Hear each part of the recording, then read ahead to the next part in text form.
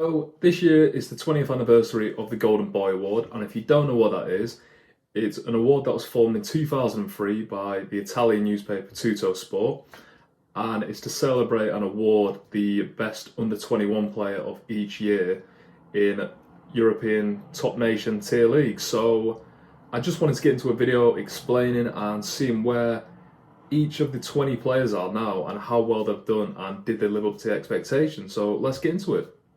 So just before I get into it, I'll be grading each player from, a letter grade A plus, A minus, B plus or whatever, and just see how they're doing so you can compare each one against each other.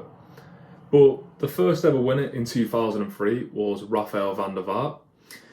He played at Ajax at the time and later he moved to Hamburg, Real Madrid. He also played for Tottenham and he had quite a long international spell with Holland, about 100 caps or so. And, he obviously came second in 2010 against our Spain team. So he had a very good career, Van der Vaart. I thought he was an excellent player at Tottenham. That's where I remember him the most, him playing with Luka Modric and Harry Redknapp. He had one of the best left foots in the league at the time. And, he's one of the best technical players in the Premier League in, the late 2000s. But I think if you compare him against some of the Golden Boy winners that I'll say later, he probably had maybe a bit of an underwhelming career. Very solid career, a lot of international caps. Joined Real Madrid at a bit of a weird time because it was against the Pep Guardiola, just dominant tiki-taka, early Messi teams and, late Ronaldinho. And it was just a tough time for him. But from all accounts, he had a few personal issues that made him leave Tottenham, which I don't think he wanted to do. And also he had some quite bad injuries, which I think derailed his career and he was forced to retire prematurely due to injuries. But if I'm grading Van der Vaart, I'd probably go for a C plus, very solid, but compared to the other lads on the list, just not as good. Our next winner is from England and it was Wayne Rooney. He was just burst onto scene at Everton, then later made his big money move to Man United and stayed there until 2017 and then eventually moved to Everton and obviously DC United. So it was a bit of a premature end for Rooney. He peaked so young, he had such a career, and then it kind of dwindled out around his early mid-30s or so. But if you're grading it, you have to give Rooney probably an A. He's had arguably his second best career on this list. In my opinion, Wayne Rooney is probably the best English player in our lifetime. Man United's top goal scorer. He's won 5 Premier Leagues with Man United. He won a Champions League. He won a lot of League Cups, he won an FA Cup, he won a Europa League. And I think in his prime, people forget Wayne Rooney was so technically gifted. He was so energetic, he was so powerful. And he was probably the best player in the league for, a good few years or so. And I think he allowed other players like Ronaldo, Nani, when they were playing together, to kind of flourish because he would take maybe a bit of a lesser role. You could move into attacking mid, you could even move into centre mid. I think for Everton, he played a bit of a deeper role, and he was just he was so good at playing all the positions. He was so versatile. But when he was in his prime, especially that bald-headed Rooney in the early 2010s, he was just unplayable. And I think he's going to go down as one of the best players to ever play in the Premier League. One of, in my opinion, the best English player, and just overall, he's had such a great career and he probably exceeded expectations. He just peaked a bit too soon because of his early start. But regardless of that, he's definitely getting an A. And yeah, what a career for Rooney. So in 2005, maybe the best prediction ever and maybe one of the easiest, but it's Lionel Messi. I mean, maybe the best player to ever touch a football. He's currently playing it in Miami, but, had a long career at Barcelona before it's cut short due to financial troubles and then had to go to PSG, which has recently come out he didn't want to move to PSG. But, I mean, what else can you say? He's won 12 league titles in his career. He's won 7 Ballon d'Ors. He's probably going to win another one this season. 816 goals, 357 assists. He's got a World Cup to his name now. He's got Copa America. And he's just probably the most entertaining player to ever play the sport, at least in my lifetime. He's just so effortless. He's so naturally talented. Of course, he's a hard worker, but I mean, what else can you say about Lionel Messi? He's just so good. And it's been a joy to watch him and Ronaldo go at it, through my childhood. And it's cool to see him now playing for in Miami, where he can show the Americans how good he is and just grow the sport globally. So Golden Boy, A plus plus, however many you want. He's just insane, isn't he? And it's probably the best prediction because they got it spot on. And yeah, he's probably the best player of all time. So what else can you say? So in 2006, it was Arsenal's Spanish maestro in the midfield. It was Cesc Fabregas, and it's a weird one for Fabregas' career because he peaked very early. He captained Arsenal as a teenager, and he was just so good. He was so technically gifted. He's one of the best first touches I've ever seen in my life, and he was so fun to watch. And then he moved to Barcelona, and he kind of changed to a bit of a false nine position, and it was a weird one because it was overlapping with Guardiola's leaving to Bayern Munich, and Bayern were in a bit of a, Real Madrid took over at that time. Atletico Madrid started performing a bit better and won a title during that time. And although he did have a good career at Barcelona, he did win a league title. It's still he probably just didn't go there at the best time. But then he kind of revived his career when he went back to Chelsea because he got the most assists in the league when they won the league. And he was just fantastic, and he was one of the main reasons why Chelsea did win the league. It was that assist at Burnley, which is just so iconic, where he just effortlessly passed it. And yeah, he's going to go down as one of the best technical players the Prem has ever seen. I just think maybe the career was cut a bit short. We had him going to Monaco later on, and at that time, players like Iniesta at that same age, or Xavi, will still perform at a top level. Look at Luka Modric now in his late 30s, still at the top. But to me, Fabregas, he was one of my favourite players growing up. I thought he was so technically gifted. But he's still, there's still something to be desired. Maybe he was just struggled because he was during Spain's, the best ever generation. I mean, how can you get in midfield with Iniesta, Xavi and Busquets? But regardless, he's had a great career. He's won so many trophies, and I'd probably give him a B plus or so, which is no insult to him. He's one of the best centre midfielders of the last 2 decades.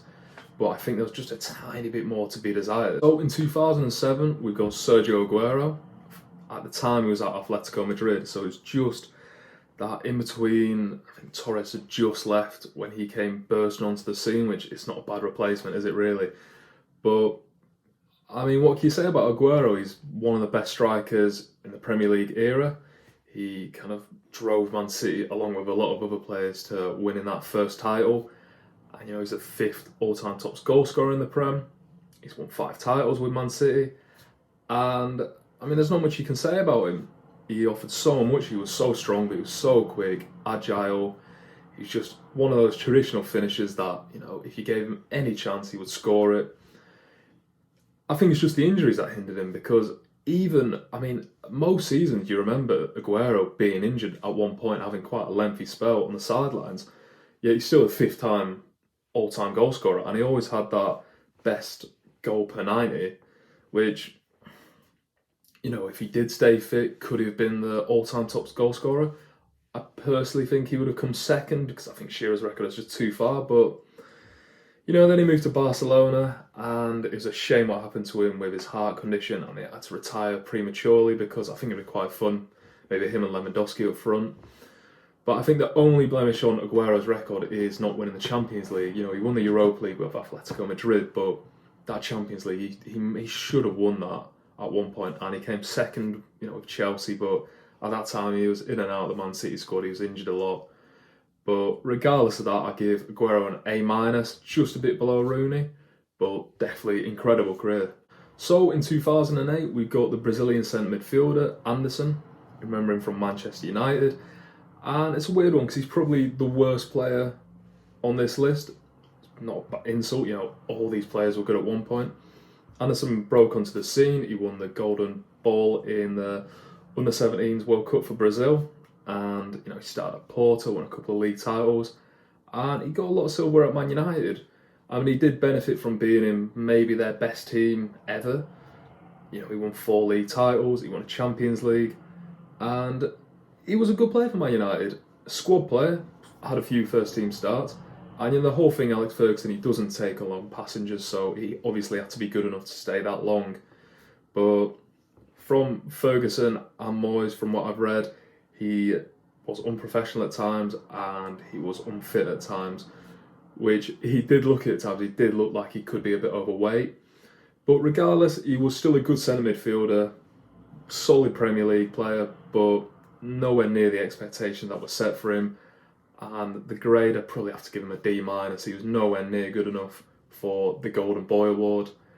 And yeah, not bad career, but just a bit underwhelming. So in 2009, it was Alexander Pato, the Brazilian striker, and I think most of us will remember him at AC Milan in the late 2000s and early 2010s. You know, it's such a fun team to watch. You know, the Champions League with Ibrahimovic, Robinho, I think Kevin Prince Boateng was at them at the time. You got Thiago Silva in his early days, and we all saw it in Alexander Pato. He was such a talented young player. But from all accounts, the injuries just made him lose confidence in his body. I read the article in the Players Tribune that he did a couple of years ago. And it's quite sad to see because apparently he just got so injured.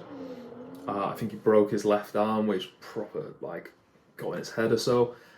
And, you know, very talented player. Tried to revive his career a bit with a loan to Chelsea. But just never materialised for him, which was a shame. He was very talented, but maybe just peaked again too soon. Maybe the lights were a bit too bright for him. I think there's a quote from him saying he was always looking for the future and excited for it because he thought he was going to be this good for this long. But yeah, I'd probably give him a C-, maybe a D+, because he wasn't good enough over a long period. He won the league in Milan, which, you know, he was part of, and he was good player for Milan, but other than that, nothing really that memorable. So 2010, and you've probably got the most polarising player on this list. It's Mario Balotelli, and what an interesting player he was. He was so talented, he had so much raw ability, and you know, he won it when he was at Inter Milan, and then later moved to Manchester City. You know, he moved back to Italy, going to AC Milan. You know, he went to Liverpool, which should just never happened. Rodgers didn't want him at the time, and I don't think Balotelli probably fancied it either. It was in a post-Suarez transition, so just a bit of a weird one and just bad for both sides. But definitely had ability. Maybe the off-the-field antics overshadowed him a bit. I mean, he definitely didn't seem as professional as he could be, and I think that showed later on in his career. You know, he revived his career slightly at Nice, and it's just a bit underwhelming because I remember we all saw it in that 2012 Euros against that Germany side, and he was just unbelievable, and it just showed what he could do and how good and powerful he was as a striker, and the world was at his feet. But unfortunately, I think things got in the way and just took his eye off the ball a bit, and unfortunately he wasn't good enough. I give him a C because he still did have a good career and he's still playing now. You know, he was fairly good at Man City. He wasn't brilliant, and he was good at AC Milan, so I'm still going to give him the benefit of the doubt and say he was a good striker, but just not good enough for the Golden Boy, and just tailed off really. So in 2011, the German attack midfielder for Borussia Dortmund, Mario Gotze, won it, and you can see why at the time he was so promising. And pre that 2014 World Cup, he was excellent. You know, he won 2 league titles at Dortmund, was a big part of that. Then later moved to Bayern Munich, and obviously you're going to win league titles with them. And then you've got the World Cup, one of the most iconic moments in extra time, when he scores that goal against Argentina to win Germany the World Cup. And I think he could do nothing later in his career, which he kind of hasn't done. And he can still live off that moment, which was fair enough. But after that World Cup, he kind of deteriorated. He moved about, went to Holland for a bit, played for PSV, back to Germany. And it's just not really materialised for him because I think from all accounts, he stopped getting chosen because of his fitness and he seemed out of shape. But he actually had a muscle disorder, which has affected the fibres in the muscles, which then caused his fitness to kind of decrease and make it harder to stay in shape, which it's a tough one because you don't see it when you're just a casual fan, you know, of a German football. You just see that Mario Götze's not playing anymore, which it's a shame. He was really talented and he's had a good career, you know, but it's probably a C for Mario Götze, maybe a C+. He still had a really good career. It's just shortened, and you know, he just probably peaked too soon. So in 2012, we had the Malaga attacking midfielder in Isco, and excellent player, one of the naturally most gifted footballers in Spain, just in general, that probably the last decade or so, and a good career. He got his move to Real Madrid later on, and I mean, he's won 5 Champions Leagues at Real Madrid, and he was a massive part for the first 4 when they won it 4 in 5 years, especially like 2016-17. He's in the Champions League squad of the season, so he's had a fantastic career. I just think it stopped for him when I think Lopetegui started managing Real Madrid, and he did like Isco, but then he got sacked, and then Solari came in, and he preferred the younger lads. Then Vinny Jr. came through, Valverde came through, and I think Isco got relegated to the bench. Then Zidane came in, and then he picked Isco again. He wanted him back in the squad, but I don't think physically and just his fitness couldn't keep up. So it's kind of dwindled, and luckily he's just got moved to Real Betis this year because he was out of contract and he couldn't seem to get moved for a while. But it's a shame because he was so good at one point. But I think time just moved on without him, and he looked like he's had a great career, fantastic, but he should still be playing at the top level now, and it just hasn't happened really. But regardless, I'll still give him a B because 5 Champions Leagues, and he was a big part for probably 4 of them. So he's had a good career, just stopped a bit too soon. So in 2013, you had the French midfielder for Juventus, Paul Pogba, and is he arguably the most frustrating player just in modern football history? Such a talented player, made Team of the Year, so young, helped Juventus win titles, he helped them get to the Champions League final, which they lost against a good Barcelona team, and I mean, it's so frustrating to watch him because he's one of the most talented midfielders in the history of football. He has everything. He has pace, he has power, he has good feet, he has an eye for a pass, he has an eye for a shot, he can defend. But it just never worked out for him at Man United. And the only benefit that I give him, it was a very dysfunctional time and a lot of good players, it hasn't worked out for them at that Man United team. However, it was just excuse after excuse for Paul Pogba. And my point is, look at Bruno Fernandes now. He also played in that dysfunctional team, but he still shone and he was very consistent. Whereas it seemed like the perfect conditions had to be good for Pogba. In the French team he excelled, but he's playing with Blaise Matuidi, he's playing with N'Golo Kante, who were able to mop up behind him, which maybe Man United need to do, and that's fair enough. But it's just unfortunate to see maybe there was a few distractions. I know he's had a bad injury record and maybe his attitude problems, but he's going to go down as one of the what-ifs because he really should be, top 5 centre midfielders of all time due to his ability. But he's not, and it's a shame, he's at Juventus. I think that's going a bit bad. He didn't play much last season. But he'll still go down as one of the best centre midfielders of the 2010s. He's lived up to the ability of the Golden Boy, just probably not the career. So I'll probably give Pogba a B+. He's had a really good career still, especially at Juventus, but he should have an A+, really. He's that good of a footballer. So in 2014, we saw the second English player so far win it, and that was Raheem Sterling for Liverpool. In my opinion, he's one of the most underrated players in Premier League history. I think it's all the off-the-field stuff that he doesn't actually seem that bad of a person. I think the tabloids have pushed it up so much and been so abusive to him that it's created this personal image that Sterling is a bad person, which from all accounts it doesn't seem like he is. He had some agent problems with Liverpool and that AD Ward, which since he sacked him, and a lot has come out about him. But let's talk about on the field. He is an excellent winger. There's been question marks about his finishing, and that's completely fair enough. I think he's excelled in those Pep Guardiola teams, and I know a lot of people do, but I think Raheem Sterling really was one of the best players in those teams. That season where he got 19 goals and he was fighting Van Dijk for Player of the Season. But one of England's best players of the last decade, excellent career at Liverpool at a young age, just, in that Suarez transition period, and then winning a heap of titles at Manchester City. Just missed out on the Champions League, so that was a shame because that's one of the notches on his resume, which he could still win. He's still fairly young.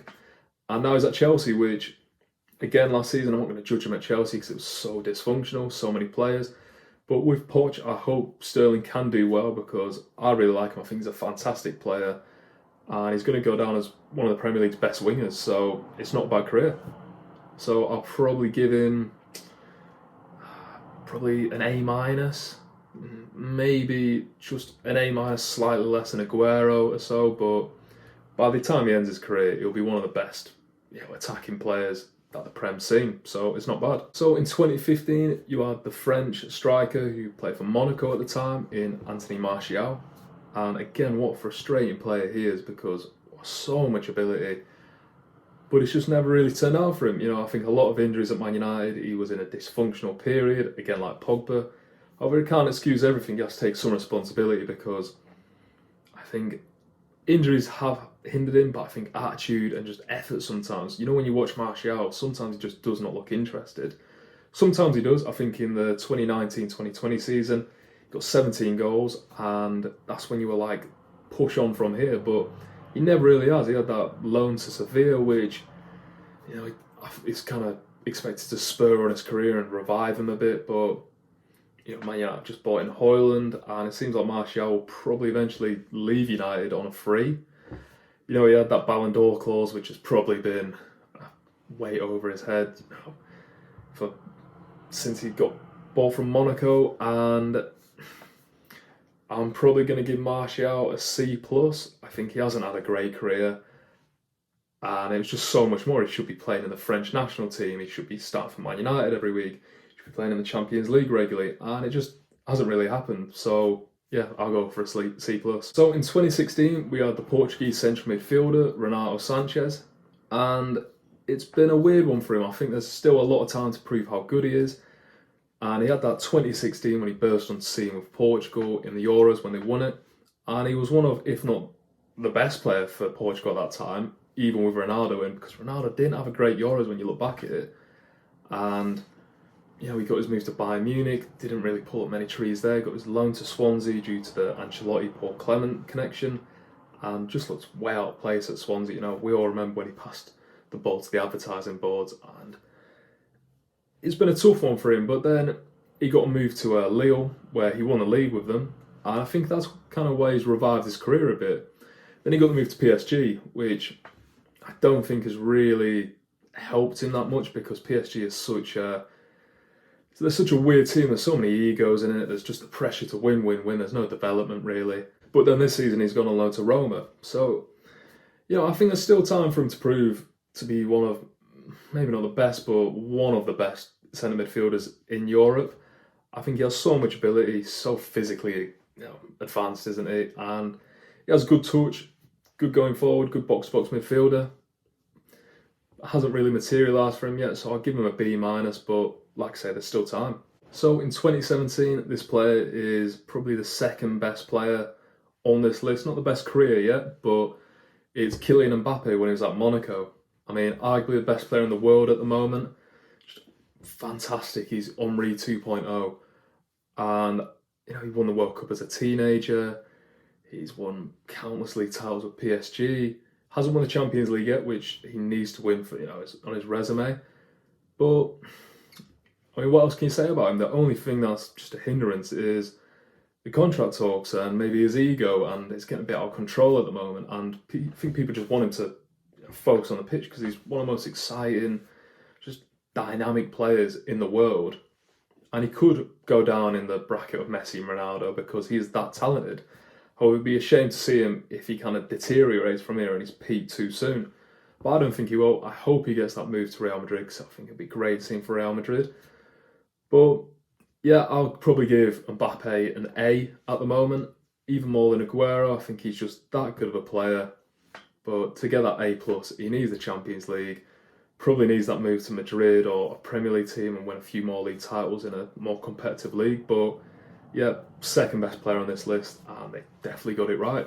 So in 2018, it was the Ajax centre-back Ligt, and fantastic player. I mean, he burst onto scene looking like a grown man when he was 18 for Ajax. Got them to a semi-final, just missed out on the final, and I think they probably would have beaten Liverpool in that final if they got there. But he was excellent for Ajax, fantastic. And then he got his move to Juve, which he won the league there, but I don't think it materialised too much at Juve. But now he's at Bayern Munich and he's won the league and also got in the team of the season. So I think he's probably one of the best centre-backs in Europe at the moment. He's still so young and I think he's going to have a fantastic career. Captain the Netherlands after Van Dijk and yeah, just a fantastic centre-back who I think will just carry on. I'd like to see him in the Prem one day. I'm surprised no Prem clubs have really come in for him because he's that good. But I think he probably will at one point and he'll prove how good he is. So for De Ligt, I'm probably going to go for a B plus at the moment, but definitely he will be in that A category eventually in his career. So in 2019, it's going to be at the time the Benfica striker in João Felix got his big move to Atletico Madrid for 130 million. And I think it was a slow start. It's a tough system to get into Simeone's. But in 21-22, he did win the Player of the Season award for Atletico Madrid. However, it seems to have turned a bit sour for him because he's obviously such a talented player. But he got a loan to Chelsea this last season and he looked really good. He got banned his first 3 games, really, didn't he? But after that, I think he looked an excellent player. Again, in dysfunctional Chelsea side, so I'm not going to judge him too much. But it seemed to turn a bit sour between the two. I think he wants out of Atletico. I think he reported he terminate his own contract, but then Atletico reminded him that he's got release clause of 350 million euros, so I don't think he's going to be able to afford that. However, really talented player. I think he's got a great future ahead of him. He's still very young, and I think he'll have a great career still. I think ideally get a move somewhere else. I can see him. Where can I see him go? Really, I don't know. Maybe to the French league, to PSG. I can see him going there after Mbappe. Hopefully to the Premier League because it'd be good to see more of him. I think he's very talented, but yeah, at the moment I'll probably give him a B minus, but definitely the potential for an A in his future because he's just that good. And then 2020, you got the big Norwegian himself, the Man City striker Erling Haaland, and I mean, wow, how can you describe this guy? He's just a freak of nature. He's 6'5", massive, strong, but he's so quick, so agile. And just one of the best goal scorers we've seen, really. He's smashed Alan Shearer's record in his first season in the Premier League. Won a treble in his first season. I personally think he should win the Ballon d'Or, but I think it might go to Messi.